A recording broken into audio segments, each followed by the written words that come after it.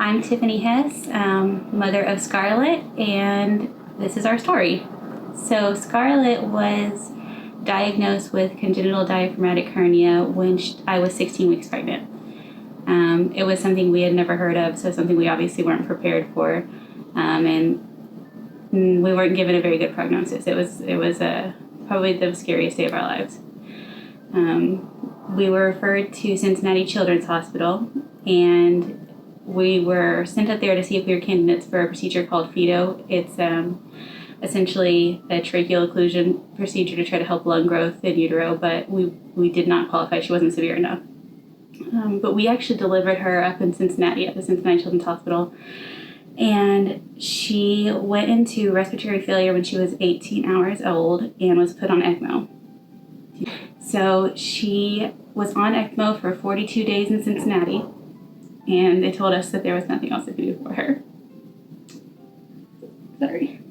So they told us to prepare for end of life, and that just wasn't something we were willing to do. So we contacted Dr. Kays over at Johns Hopkins All Children's, and we had heard he had a specialized program for her condition. And even though it was a long shot, he actually flew up there personally and loaded her up and brought her back down here. And miraculously, within 25 days, he had her off ECMO. She's had a long journey. She was extubated 3 different times. So the first time, she just wasn't quite ready. So she spent a couple days on CPAP, and she ended up re-intubated. She needed a little bit more support. The second time was back in November. She was doing well on CPAP, and then she developed a fever of 109 out of nowhere, and she went into septic shock, and she started having seizures. Sorry. And she went into essentially a coma, and they told us they didn't know if she was going to wake up, but miraculously, after about 10 days of nothing, she started opening her eyes again, and she had developed hydrocephalus secondary to the infection. So she went in for a shunt, and that was successful, but as a complication of the infection, a few days after the shunt placement, she lost all movement in her arms and legs. And the neurologists really weren't sure what caused it. It's something they had never seen before, and they weren't really able to identify a cause, so they couldn't tell us if there was going to be any regaining in movement and what that looked like for her.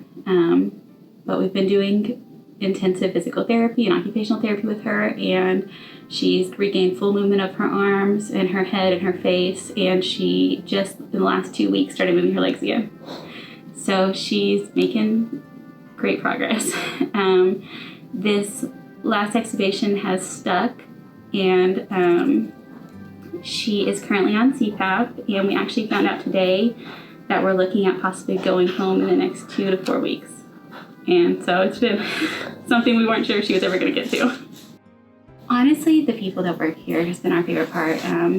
It's a small enough house that you get to, even with COVID, we keep social distance, and we always are wearing our mask and everything, but we get to at least have somebody who knows our story and who wants to hear how Scarlett's doing, and it's not a good thing, and can be just an ear to listen to when you don't necessarily feel like calling your family, because they've seen it before, and they're able to give you advice and insight that they've gotten either from other parents or from personal experience, and sometimes it's a little too much to tell your family about, but enough that you want to talk to somebody.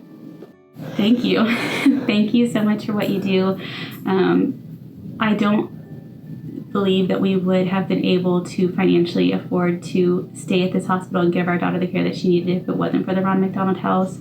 So your donations are making a difference every day in these families' lives and our lives, and it's truly a wonderful organization.